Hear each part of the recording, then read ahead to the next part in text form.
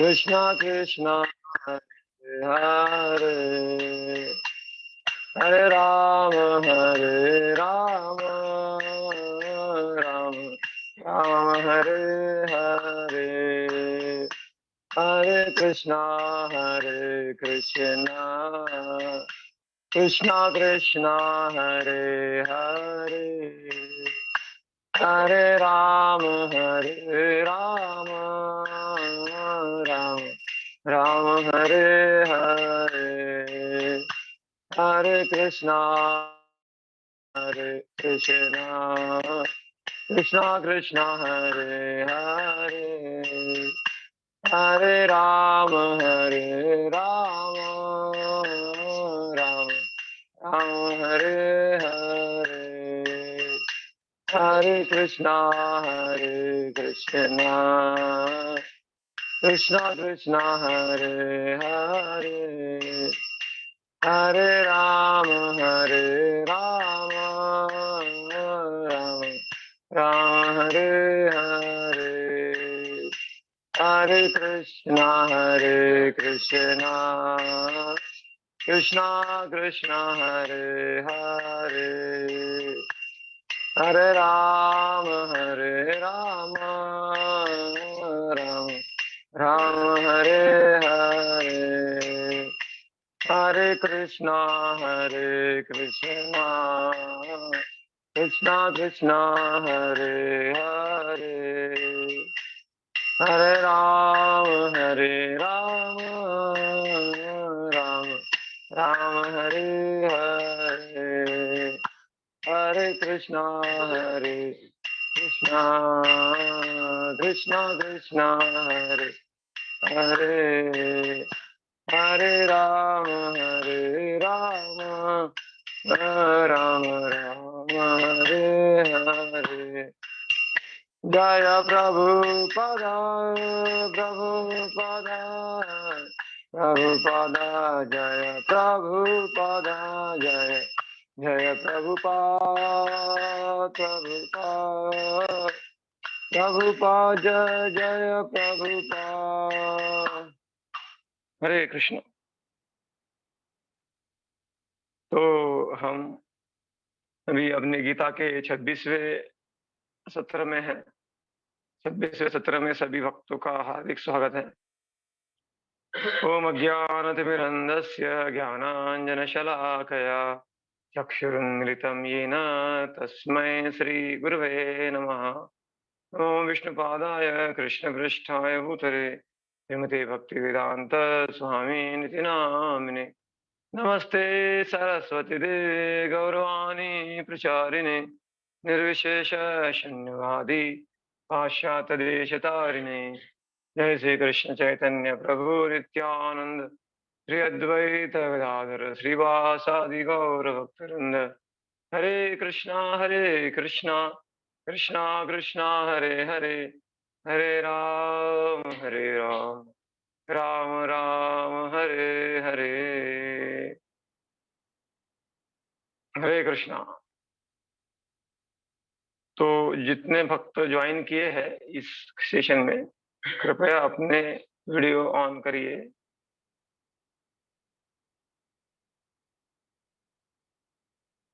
हरे कृष्णा हरे कृष्णा हरे कृष्णा। तो पिछले अध्याय में देख रहे थे कि अर्जुन को भगवान बोल रहे हैं कि राग और द्वेष से मुक्त होकर तुम क्या करो, युद्ध करो। तुमको युद्ध करना है लेकिन राग द्वेष से मुक्त होकर करना है। तो ये संभव है। सामान्यतः हमारे संसार में जब लड़ाई झगड़ा होता है तो राग और द्वेष से प्रेरित होकर होता है, लेकिन भक्त लोग भी थोड़ा सा युद्ध करते हैं, उसको बोलते हैं धर्म युद्ध। लेकिन उसमें राग द्वेष नहीं रहता है, उसमें भगवान की प्रसन्नता ये उनके केंद्र में रहता है। ना राग ना द्वेष। जो आवश्यक है, जो भगवान की प्रसन्नता के लिए आवश्यक है वो करता है वो।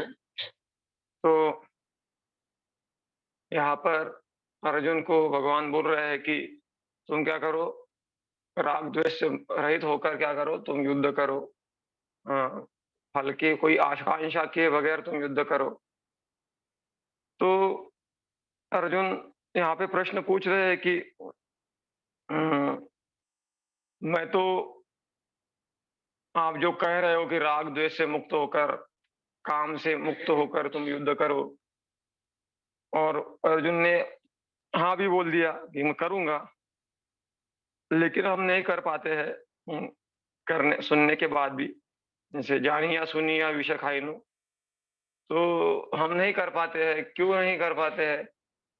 तो इसके बारे में भगवान अर्जुन प्रश्न पूछ रहे हैं आज के सत्र में कि हम चाहकर भी हम क्यों नहीं कर पाते हैं? तो इसके बारे में अर्जुन प्रश्न पूछ रहे हैं।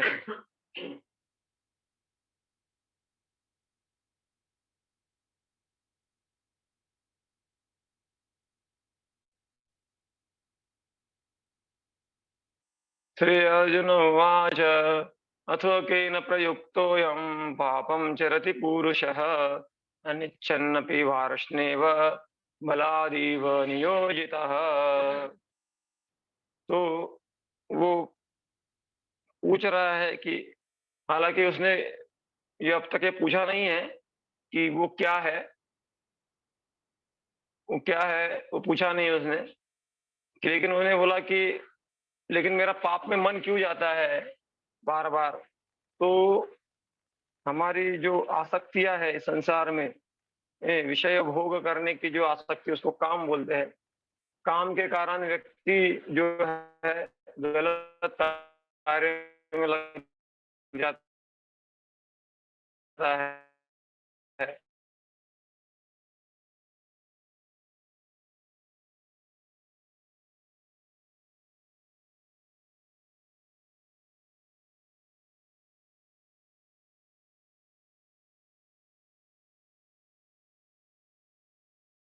उसे ऐसे करने में मजबूर करता है।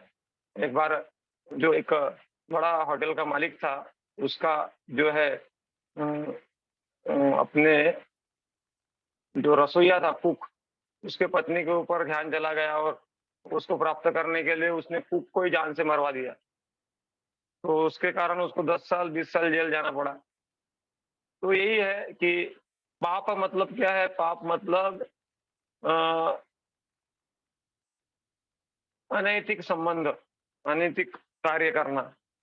हाँ, जैसे खुद के बीवी है, बच्चे सब है, लेकिन फिर भी दूसरे के स्त्री पर ध्यान नज़र डालना। इस प्रकार से ये जो होता है, इसको बोलते हैं पाप, पाप करना। तो ये पाप हमारे प्रवृत्ति में कहाँ से आता है? क्या है वो जिसके कारण हम पाप करते हैं? ये प्रश्न अर्जुन पूछ रहे हैं। अथ केन प्रयुक्तोऽयं पापं चरति पुरुषः।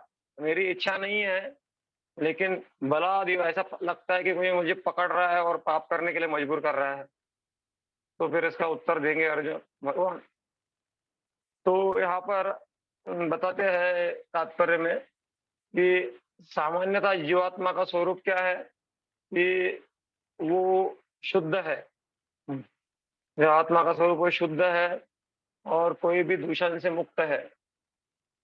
तो इसलिए वो जो है इस संसार के दूषण से दूषित नहीं हो सकता जीवात्मा। हुँ। लेकिन जब वो प्रकृति के संपर्क में आता है, जैसे बारिश का पानी होता है ना, बारिश का पानी तो शुद्ध होता है, लेकिन वो कीचड़ में पड़ता है तो गंदा बन जाता है। ऐसे ही जब जीवात्मा है, भौतिक प्रकृति के संपर्क में आता है, तो वो अपना असद विवेक खो देता है और क्या करना चाहिए, क्या नहीं करना चाहिए, वो समझ नहीं पाता है। तो इसीलिए वो फिर अपने आत्म कल्याण के अगेंस्ट में भी कार्य करता है। आत्म कल्याण जिसमें है, उसको छोड़ के वो कार्य करता है। जहाँ से जैसे कि उदाहरण दिया जाता है अजामिल का, एक सुसंपन्न ब्राह्मण था। हुँ, फूल तोड़ने के लिए जंगल गया था, लेकिन उसने कुछ गलत वृक्ष देख लिया और वो शूद्र और शूद्रानी के आलिंगन चुंबन आदि को देख लिया और वो उसका मन खराब हो गया। तो ये भी है कि हम इंद्रियों से क्या देखते हैं, क्या सूंघते हैं, क्या स्पर्श करते हैं, क्या सुनते हैं, ये सारी चीज़ें हमारे चेतना में एक प्रभाव डालता है। तो यहाँ पे बता रहे हैं, जैसे कि ये व्यक्ति है अभी बहुत खुश लग रहा है, तो थोड़ी देर में एकदम रजोगुण में आ गया। तो ये परिवर्तन होता है जब वो कामी हो जाता है व्यक्ति। तो जैसे कल वो रजोगुण का लक्षण क्या है? संग और तृष्णा, स्त्री पुरुष आकर्षण और फिर भौतिक इच्छाओं की कामना, अनेक इच्छाओं की कामना। तो कुछ लोग बोलते हैं कि पाप करने के लिए तो भगवान हमको प्रेरित करते हैं, तो भगवान नहीं करते, ये हमारा ही अ, इच्छा होता है कि हम पाप करना चाहते हैं, तब जाके हम पाप करते हैं। इसीलिए किसी कभी भी पाप करने के लिए जो है, किसी को दोष नहीं देना चाहिए कि इनके कारण मैंने किया, भगवान के कारण किया। तो ये जो है अल्प बुद्धि का लक्षण होता है। वास्तव में पाप, ये हमारा पुण्य करना है या पाप करना है, ये हमारा ही चॉइस होता है।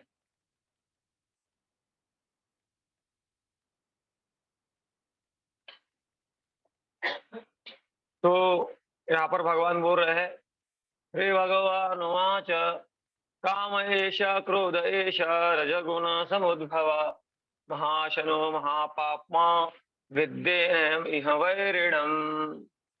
तो भगवान यहाँ पे पहली बार बता रहे हैं कि ये श्री भगवान वाच, भगवान बता रहे हैं। तो भगवान जब ज्ञान देंगे तो उसमें कोई त्रुटि नहीं रहती है, भगवान का ज्ञान हमको होता है।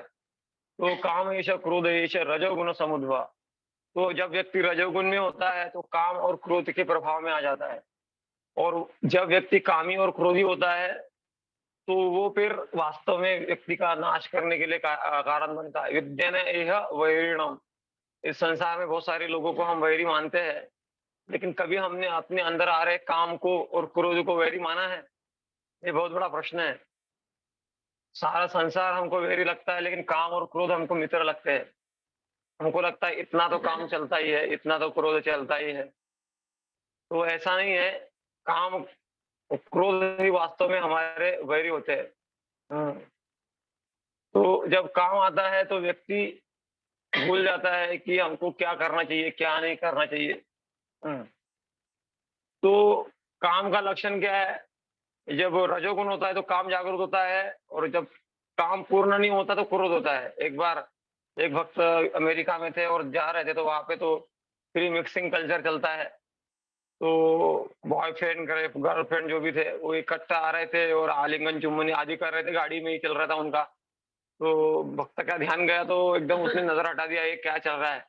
और थोड़ी देर वही गाड़ी आगे चल रहा था, और थोड़ी देर अगले सिग्नल पे जब गाड़ी गया तो वही जो है एक दूसरे को लाता भूकिया मार रहे थे। तो फिर उसको भगवत गीता का श्लोक याद आया, कामात क्रोधो विजाए थे। जब काम पहले था उसका ही परिणाम क्या हुआ, अभी क्रोध आ गया। तो कामात क्रोधो विजाए थे। तो यही है कि काम जब अंदर होता है तो हमको ये मजबूर करता है कि हम पाप करें।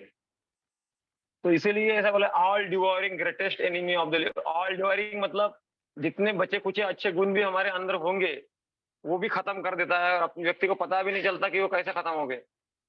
हाँ, उसका नाम खराब हो जाता था, उसका गुण खराब हो जाता है, उसका सेवा भाव खत्म हो जाता है, उसके संबंध खत्म हो जाते हैं। तो लेकिन ये फिर कोई बोलेगा कि ये काम आया कहाँ से? तो काम आया है, ये आध्यात्मिक जगत से आया है। जीवेर स्वरूप है कृष्ण नित्य दास। तो हम भगवान के अंश है, स्वाभाविक हमारा भगवान से प्रेम है। तो आध्यात्मिक जगत में जो प्रेम है वही, जब जैसे भगवान गीता में बोलते ऊर्ध्व मूलम अधः शाखा प्रत्युत्तम ऊर्ध्व मूलम अधः शाखा अश्वत्थम प्राहुरव्ययम् अन्नांसि यस्य पर्णानि यस्तम वेद स वेदवित्। तो ये भौतिक जगत में सब कुछ उल्टा है, जो आध्यात्मिक जगत में उल्टा है, यहाँ सब उल्टा है। तो वहां पे जो प्रेम है यहाँ पे काम है। अ,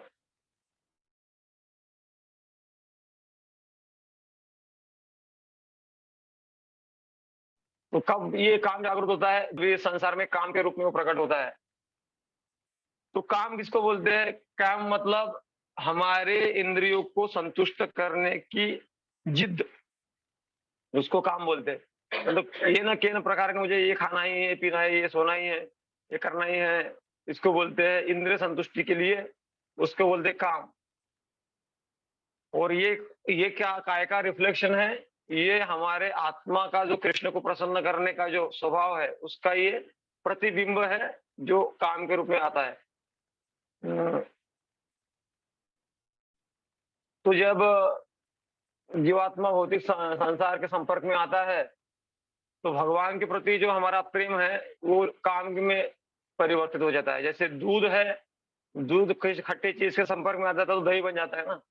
वैसे ही जो हमारा भगवान के प्रति प्रेम है, जब हम भौतिक प्रकृति के संपर्क में आते हैं, गलत संगति में आते हैं, तो स्वाभाविक हमारा दैवी गुण है, वो आसुरी गुण में परिवर्तित हो जाता है। तो जब हम काम में होते हैं, तो जो सत्व गुण है, अ, सत्व गुण से हम क्या हो रजोगुण और तमोगुण में चले जाते हैं। तो जब हम भक्तिमय मार्ग में लगते हैं, तो हम इस अधोगति से बच जाते हैं। तो कोई पूछ सकता है कि ये फिर जीवात्मा भगवत धाम से इस संसार में काम के प्रभाव में क्यों क्यों आते हैं? तो ये है उनके स्वातंत्र उनको भगवान ने दिया है। स्वातंत्र एक छोटा बच्चा होता है, तो छोटे बच्चे पे माता-पिता जबरदस्ती नहीं करते, उसको पूरा फ्रीडम देते हैं। उसको गाइडेंस भी करते हैं, फ्रीडम भी देते हैं। तो अपने जीवन में क्या करना है, उसको डिसाइड करना होता है। वैसे भगवान हमको पूरा ज्ञान देते हैं, बाद में हमारे जीवन के क्या करना है, ये हमारा चॉइस होता है। तो इसीलिए बोलता है, भागवत में बोला गया है कि कि तस्मात् गुरुं प्रपद्येत जिज्ञासु चेम उत्तमं शाब्दे परिच निष्णातं ब्रह्मणि उपसमाश्रयम्। तो तस्मात् मतलब जब व्यक्ति अच्छी तरह से फ्रस्ट्रेट हो जाए संसार में, तब उसको क्या करना चाहिए? गुरु के पास में जाना चाहिए। क्योंकि बोला जाता है ना, लातों के भूत बातों से नहीं मानते। तो हम इस संसार में बहुत सारा दुःख सहन कर लेता है, व्यक्ति अच्छे से फ्रस्ट्रेट हो जाता है। तब उसको एक गुरु की आवश्यकता होती है, जाके वो समझे कि इस संसार में हमका हमारा असली शत्रु कौन है। तो इसीलिए बोला गया अथा तो ब्रह्म जिज्ञासा। अथा तो इसलिए कि अभी तो जिज्ञासा करो, इतना दुख भोग रहे हो तो कौन भगवान है, उनके साथ मेरा संबंध क्या है। तो भगवान जो है, भगवान सत्य है और हम सत्य है, और हमारा जो भगवान के साथ में संबंध है वो सत्य है। तो कृष्ण भावना में हमारा जो काम है, काम को हम प्रेम में परिवर्तित कर सकते हैं। जिस प्रकार से हनुमान जी सेवा करने के लिए हमेशा तत्पर है, या अर्जुन हमेशा सेवा करने के लिए तत्पर है, वो कृष्ण के मार्गदर्शन में सेवा कर रहे हैं। वैसे एक जीवात्मा को हमेशा भगवान की सेवा के लिए तत्पर रहना चाहिए, सेवा करने का भाव रहना चाहिए। क्योंकि जब हम भगवान की सेवा करेंगे, तो माया से का सेवा करने के लिए हमारे पास टाइम ही नहीं रहेगा। इसीलिए अपना हमको अपना समय निकाल निकाल के भगवान की सेवा करने का प्रयास करना चाहिए, तब जाके हम काम से बचेंगे। तो यहाँ पर बोल रहे हैं भगवान, धूम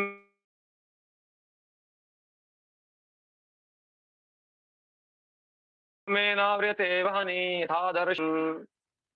तो यहाँ पे बोल रहे हैं कि 3 प्रकार की चेतना होती है। तो 3 लेवल क्या है? तो एक इसमें तो शिशु है जो गर्भ में है, दूसरा लेवल तो है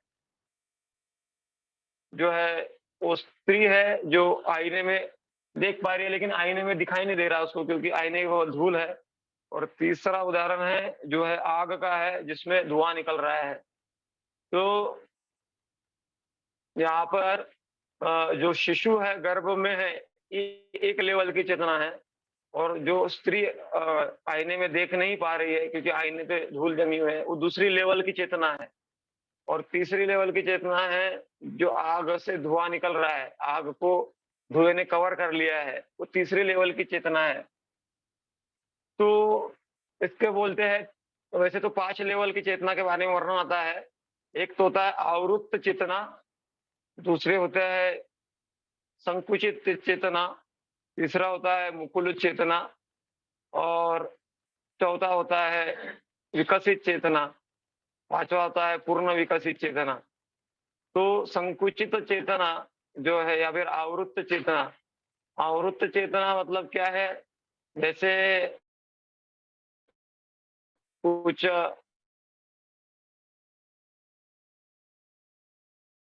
जैसे अपने स्टार फिश वगैरह साजिश वगैरह रहता है ना, तो वो ऐसा लगता है कि मरा हुआ है, लेकिन वो मरा नहीं रहता है। उसको उसमें पूरा मतलब जड़ हुआ तो उसका शरीर रहता है, इसीलिए उसको बोलते हैं आवृत्त चेतना।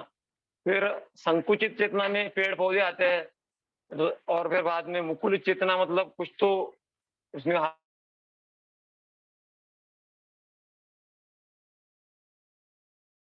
हालचाल है, जैसे पशु-पक्षी, पंछी हैं, ये मनुष्य हँस रहे हैं, विकसित चेतना। और यही मनुष्य जब भक्तिमय मार्ग में लगते हैं और अभ्यास करते हैं आध्यात्म का, तो इनका चेतना पूर्ण विकसित चेतना हो जाता है।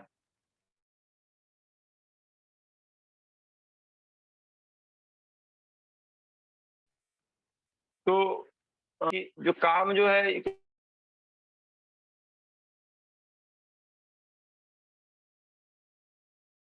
तो ये सिर्फ़ काम भावना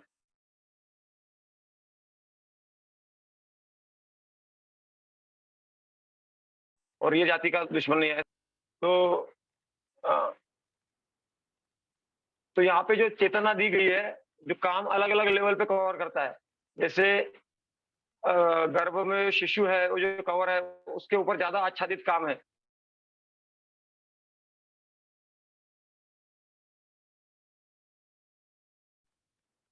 तो उसके बीच में वो तो काम धूल था, तो उसकी जो काम की लेवल है, वो तुझसे थोड़ा कम है।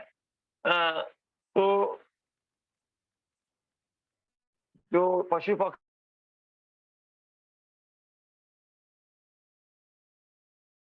पक्षियों में जो काम का स्तर होता है, उसको धुआँ निकलता है, तो वो जो कवरिंग है, उसका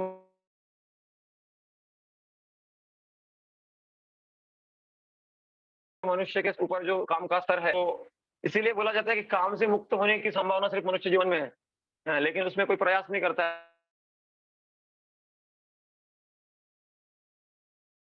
है। तो यहाँ पर भगवान नित्य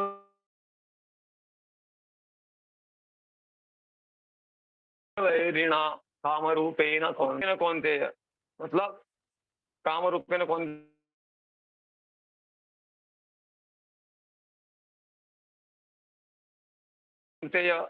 मतलब कर लेता है, क्या ढक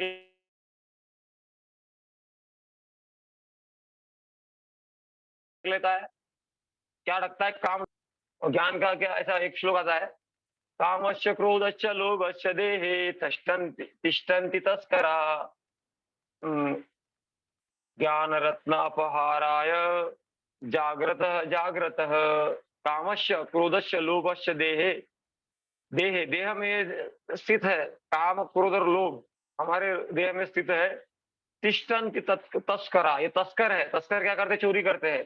तो क्या है, क्या चोरी करते हैं, ज्ञान रत्न अपहाराय, ज्ञान रत्न, हमारे अंदर कुछ भी समझदारी है या फिर कुछ भी अच्छा ज्ञान है, उसको हर लेता है।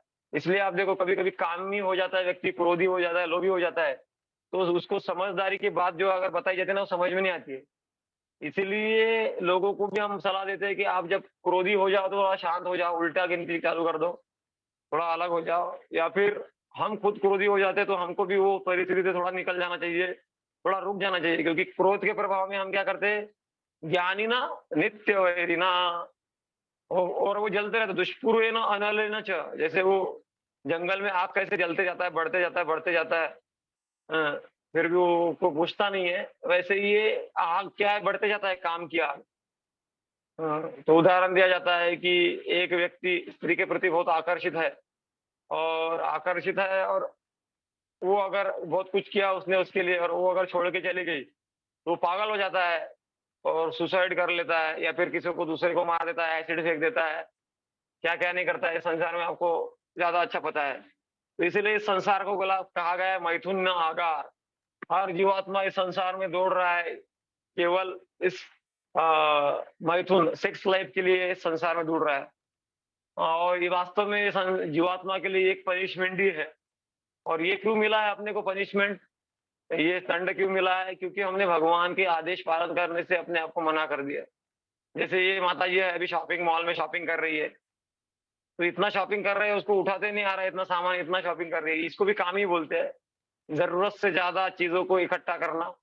हाँ, तो तो काम कभी संतुष्ट नहीं होता है। ययाति महाराज के जीवन में प्रसंग आता है भागवत में कि वो बोलते हैं कि काम वो आग है जितना जिसमें कितना भी घी डालो, वो आग कभी संतुष्ट नहीं होने वाला।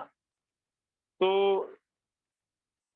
तो इसीलिए कहा जाता है कि किसी ने पूछा भक्त को कि महाराज ये काम के बारे में क्या करना चाहिए? काम का क्या करना चाहिए? तो महाराज ने बोला कुछ नहीं करना चाहिए। मतलब काम जब आता है तो कुछ करना नहीं है, सिर्फ चुपचाप रहना है। हैं? तो काम जो आता है तो क्या करना है? उसको और नहीं खिलाना है काम जो है। तो नित्य में रहना जो अज्ञान में जो रहते हैं, उनके लिए पहले तो आनंद लगता है उनको, जैसे जो सुख होता है देहात्म बुद्धि में, तो अग्रे अमृतोपमो परिणामे विषमियो, तो पहले तो उनको बहुत आनंद होता है इसमें, इंद्र तृप्ति में, लेकिन बाद में उनका जीवन नरक समान हो जाता है। जैसे कोई कोई एक लड़का लड़की के पीछे लग गया तो उसको पहले बहुत आनंद आता है, बाद में वही लड़की भी बोलती है दूसरे के साथ में चली जाती है, या फिर दूसरे का शादी हो जाती है, तो या फिर उसको मना कर देती है शादी करने के लिए। इस प्रकार से बहुत कुछ होता है। तो ये पूरा फ्रस्ट्रेट हो जाता है, फिर सुसाइड भी कर लेता है, क्या क्या नहीं करता है, इसका स्टडी भी खराब हो जाता है, ये फेल भी हो जाता है पेपर में। तो शुरुआत में तो बहुत अच्छा लग रहा था, बाद में तो इस प्रकार हर चीज में वो लागू होता है। लेकिन वो जो बुद्धिमान होता है वो जानता है कि इसमें कोई सुख नहीं है, ये क्षणिक है। विफल सेवुनु कृपण दुर्जन चपल सुख लव लागिले। चपल चपल सुख के लिए हम किस लिए चापलूसी नहीं करते। तो इसलिए बोला गया है शोक संताप हेतुत्वाद अनलतुल्य। मतलब जब हम अ, काम से प्रभावित होते हैं तो शोक और संताप, ये हमारे जीवन में श्रीधर स्वामी को थे। शोक होता है मतलब दुख में हम हो जाते हैं, और संताप आता है हमको, और ये आग जलती रहती है। तो इसीलिए भागवत में बोला है न जातु काम कामाना उपभोगे न शाम्यति। तो उपभोग करके ये हम कभी साम्य नहीं हो सकते, मतलब उससे मुक्त नहीं हो सकते। तो ये भोग करेंगे करेंगे और भोग की भावना से मुक्त हो जाएंगे। हाँ, लेकिन भगवान ने जो पद्धति दिया है भक्ति योग, प्रभुपाद जी ने जो पद्धति दिया है उसका अगर अवलंबन करेंगे तो भक्ति योग में क्या है, हमारे सारे इंद्रियों को ऋषिकेश सेवनम भक्ति उच्चते। जब हम जानते हैं कि ये शरीर भगवान ने दिया है, ये इंद्रिय भगवान ने दिया है, मेरे इंद्रियों के स्वामी भगवान है, और इस इंद्रियों को भगवान की सेवा में लगाना ये मेरा परम कर्तव्य है। तो इस इंद्रियों को जब हम भगवान की सेवा में लगाते हैं तब जाके वो शांत होती है। नहीं तो फिर यहाँ तक कि इंद्र का भी पद मिल जाए, ब्रह्मा का भी पद मिल जाए, फिर भी वो लोगों की भी काम की भावनाएं नष्ट नहीं होती है। इतना इसलिए बोला जाता है एक नारायण को छोड़कर इस काम के भावना से सभी लोग प्रभावित है। इसलिए ज्ञानी ना नित्य हुए ना, इसलिए जो भगवान जब तक कृपा नहीं करते हैं, अनुग्रह नहीं करते, कृपा नहीं करते हैं, तब तक हम जो है इस शत्रु से बच नहीं सकते। इंद्रियाणी मनोबुद्धिर। तो कोई बोलेगा कि अच्छा ये काम इतना खतरनाक है तो इसको मैं अभी अभी खत्म कर देता हूँ, तो कहाँ रहता है बताओ? तो फिर भगवान बता रहे हैं कि ये काम कहाँ रहता है। इंद्रियाणि मनोबुद्धि तस्याधिष्ठान उच्यते एतैर्विमोहत्येष ज्ञानम आरुत्य देहिनाम। इंद्रियाणि मनोबुद्धि, इंद्रियों में रहता है, मन में रहता है और बुद्धि में रहता है। तस्य अधिष्ठानम मतलब वहां पे रहता है उच्चते एतैर्विमोहत्येष ज्ञानम आरुत्य देहिनाम। इस प्रकार से वो देह में इंद्रियों में रहता है, मन में रहता है और बुद्धि में रहता है। तो यहाँ पर वही बताया गया है कि इसीलिए हमको क्या करना चाहिए। तो ये देहात्म बुद्धि में होने के कारण हम क्या पूरा इंद्र तृप्ति में लगे रहते हैं। तो विश्वनाथ चक्रवर्ती और बलदेव विद्याभूषण बोलते हैं कि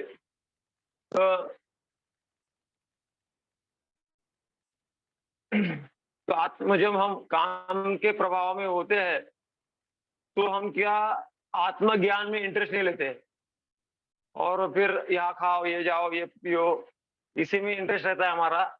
लेकिन जब हम थोड़ा हमारा बुद्धि अवेकन हो जाता है, इसका एनालॉजी आगे दिया जाएँगे। तो यहाँ पे भगवान बता रहे हैं, तस्मात्तु इंद्रियान्नादो नियम्य भरतर्षभ पाप्मानं प्रजहीहीनं ज्ञान विज्ञान नाशनम। ज्ञान विज्ञान नाशनम, ये बहुत महत्वपूर्ण शब्द है यहाँ पर, कि हमारे पास में ज्ञान भी हो सकता है, ज्ञान ही नहीं, यहाँ तक हमारे पास में विज्ञान भी हो सकता है। लेकिन अगर हम इस काम से थोड़ा अलर्ट नहीं रहे, तो फिर ध्यान लगाते हुए भी हमारा ध्यान भटक सकता है। तस्मात् तो इंद्रियान्यादो, इसीलिए हमको इंद्रियों को पहले नियंत्रण करने के लिए बोला गया है। नियम्य भरतर्षभ पाप्मानं प्रजहीयेनं ज्ञान विज्ञान नाशनम। तो इंद्रियों को पहले नियंत्रण करो, और इंद्रिय कैसे नियंत्रण होगी वो आगे बताएंगे कि ज्ञान और विज्ञान जो है, ज्ञान और विज्ञान क्या है, कि जो ज्ञान भगवत गीता में भगवान बता रहे हैं, तो ये ज्ञान विज्ञान नाश हो सकता है, लेकिन अगर हमने शुद्ध कृष्ण भावना का अभ्यास किया है, तो अच्छे से अगर किसी ने भक्ति का अभ्यास किया है, तो फिर वो इससे बच जाएगा, काम की इस भावना से बच जाएगा, क्योंकि उसको हायर टेस्ट मिला है। जैसे परम दृष्टवा निवर्तते बोला गया है, परम दृष्टवा निवर्तते। तो जैसे हमारे शरीर की तुलना यहाँ पे बोला यार,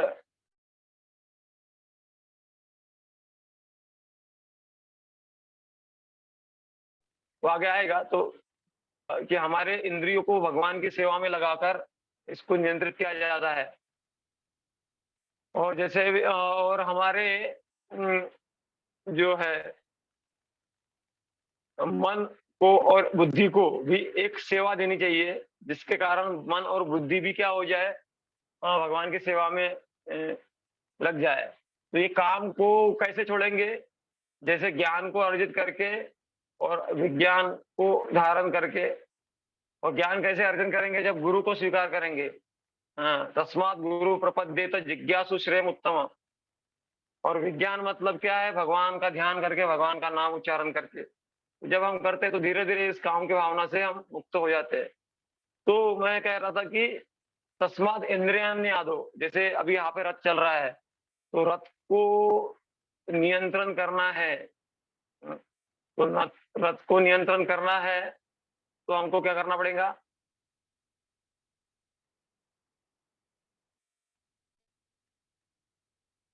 तो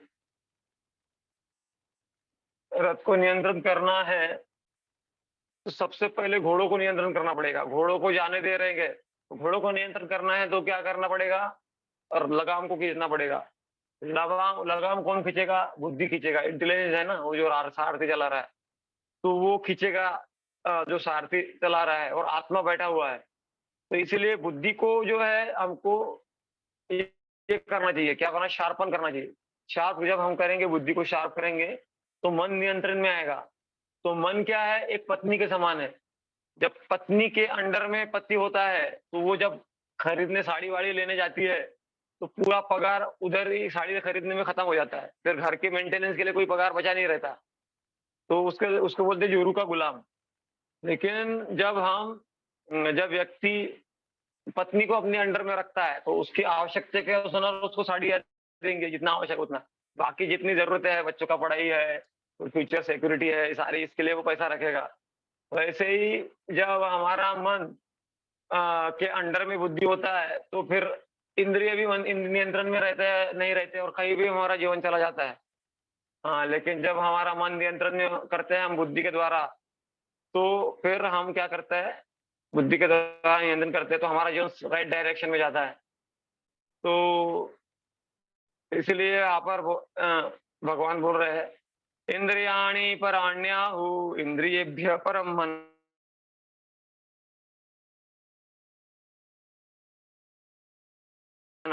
मनस्तु परा बुद्धि, यो बुद्धि रहे, या फिर किससे बढ़कर कौन है? तो इंद्रियों से बढ़कर मन है। तो इंद्रिय, ये तो बाहर इंद्रिय है ही, वास्तव में देखा जाए तो हमारी इंद्रिय सूक्ष्म है। आंख ऊपर दिख रहा है तो एक डोर है, लेकिन अंदर देखने की शक्ति अंदर है। और फिर कान है, तो ये अंदर इंद्रिय है हमारी, सूक्ष्म इंद्रिय। और उससे भी सूक्ष्म है मन, बुद्धि, अहंकार, ये सूक्ष्म शरीर है। और उससे सूक्ष्म इंद्रिया इंद्रियानि या बोल रहे हैं, इंद्रियानि परान्य इंद्रिय भी पर मनतस्तु परा बुद्धि। और बुद्धि से सूक्ष्म क्या है? बुद्धि है। और बुद्धि से सूक्ष्म है आत्मा। तो ये जानते हुए हमको क्या करना पड़ेगा? मन के द्वारा, हाँ, मन के द्वारा इंद्रियों को नियंत्रण करने का प्रयास करना पड़ेगा। तो जो जीवात्मा का जो काम से प्रभावित हो जाता है, वो पूरा नष्ट हो जाता है। लेकिन जब हम सो जाते हैं तो हमारे बुद्धि में जो ज्ञान है वो नष्ट नहीं होता। तो जो या नीचे से चालू करते हैं वैसे, कि डल मैटर है, ग्रॉस बॉडी है हमारा, ये डल मैटर है, पंचमहाभूत से बना हुआ शरीर है। फिर इंद्रिय है, इंद्रिय जो है कब तक रहती है? जब तक हमारा शरीर है। लेकिन मन जो है, मन जब नींद में होते हैं और सोए होते हैं, दोनों टाइम काम करता है। और बुद्धि जो है, जो बुद्धि उससे सूक्ष्म है, जब हमारा मन भी काम करना बंद कर देता है तो बुद्धि काम करता है। इसलिए बोला गया, इस प्रकार से बताया गया कि कैसे शरीर से ज्यादा इंद्रिय है, इंद्रिय से बढ़कर मन है, मन से बढ़कर बुद्धि है, बुद्धि से बढ़कर जीवात्मा है। तो जो आत्मा के स्तर पे जब हम आ जाते हैं तो तब हमारा काम की जो भावना है पूर्ण नष्ट हो जाती है। तो यहाँ पर बता रहे रामानुज कहते हैं कि हमारे बुद्धि, अब हमारे मन में ही सारी इच्छाएं आती है, सारे मन ही सारे इच्छाओं का कारण है। तो इन इच्छाओं को नियंत्रण करना है तो हमको पहले अपनी बुद्धि को क्या करना पड़ेगा? तेज करना पड़ेगा। जैसे उदाहरण दिया जाता है कि एक व्यक्ति लकड़ी काट रहा था और किसी ने बोला उसको कि आप अपने जो आरी है उसको धार लगा दो, तो वो बोला मेरे पास टाइम नहीं है। तो इसी प्रकार से संसार में लोग दौड़ रहे, काम कर रहे हैं, प्रॉब्लम सॉल्व करना चाह रहे हैं। लेकिन उनको हम बोले कि आप थोड़ा रुक जाओ, थोड़ा भक्ति का अभ्यास कर लो, तो आपको अपने जीवन का प्रॉब्लम सॉल्व करने का इंटेलिजेंस मिल जाएगा। लोग बोलते टाइम नहीं है, मरने को फुर्सत नहीं है। लेकिन अगर रुक जाओगे, थोड़ा सोचोगे और सोच के जीवन जियोगे तो जीवन बहुत सिंपल हो जाएगा। इसलिए भगवान बोल रहे हैं, ये लास्ट श्लोक है आज के श्लोक का, एवं बुद्धे परम बुद्ध्वा संस्तभ्य आत्मना आत्मना यही शत्रु महाबाहो काम रूपम दुरासदम। तो गीता में आप इंटरेस्टिंगली देखेंगे, हालांकि युद्ध चल रहा है अर्जुन और दुर्योधन के बीच में, लेकिन कभी भी भगवान ना ही दुर्योधन ने, ना ही कृष्ण भगवान ने कभी भी दुर्योधन का उल्लेख किया है भगवत गीता में कि जय शत्रु दुर्योधन महाबाहो। ऐसा दुर्योधन का नाम आया ही नहीं उधर। तो ये बहुत महत्वपूर्ण है कि गीता के दुर्योधन के अगेंस्ट में उसको उकसाने के लिए नहीं बताया जा रहा है, ये यहाँ पर बताया जा रहा है कि वास्तव में हमारे अंदर जो शत्रु बैठे हुए हैं उसको निकालने का सबसे महत्वपूर्ण उद्देश्य है गीता का। एवं बुद्धे परम बुद्धवा संस्तभ्य आत्मना आत्मानम यही शत्रु महाभाव। शत्रु का बोला है काम रूपम, ये हमारे अंदर जो काम भावना है इसको शत्रु माना है गीता ने। तो काम भावना कैसे जाएगी? जब हम सेवा भावना, काम भावना को सेवा भावना से रिप्लेस करेंगे, उसको अलग करेंगे। जैसे अलग अलग भक्त यहाँ पर सेवा में लगे हुए हैं, हनुमान जी सेवा कर रहे हैं, द्रौपदी पुकार रहे हैं भगवान को, इवन भगवान श्री कृष्ण अपने भक्तों की सेवा करते हैं, सुदामा की सेवा कर रहे हैं। तो जब हम भक्ति भावना में होते हैं और अभ्यास करते हैं तो हम फिर धीरे धीरे आगे चल के इस काम भावना से मुक्त हो जाते हैं। इसका ही हमने सारांश यहाँ पर दिया है 2 स्लाइड में, जो हमने चर्चा किया अभी। तो हम देखेंगे अभी अगले तो गीता कहाँ से आई, कैसे परंपरा के बारे में अगले बार हम चर्चा करेंगे। हरे कृष्णा कृष्ण कृष्ण हरे हरे, हरे राम राम राम हरे हरे। तो किसी का कोई प्रश्न होगा तो मैं एक बार और कनेक्ट करता हूँ इसको।